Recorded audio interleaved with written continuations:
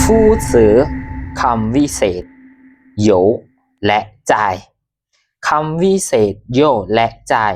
ล้วนแต่มีตำแหน่งอยู่ด้านหน้าของคำกรรมะในประโยคซึ่งเฮ็ดหน้าที่เป็นภาคขยายให้ตัวสำแดงซึ่งหมายถึงการเกิดซ้ำๆของการกระทำหรือสภาพการคำวิเศษโยใส่กับการเกิดซ้ำของการกระทำหรือสภาพการที่เคยเกิดขึ้นแล้ว他又开玩笑了ผ่านมาเรามักเว้าหยอกเรื่อยๆ他又来了แต่ก่อนเราเคยมาบ่อนนี้我昨天去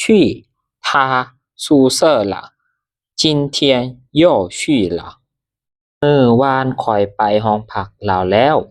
มื้อนี้ไปอีกแล้ว他上个星期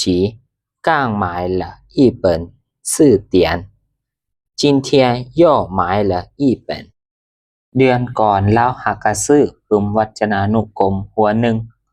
มื้อนี้ซื้ออีกแล้วหัวหนึ่งส่วนคำวิเศษจ่าย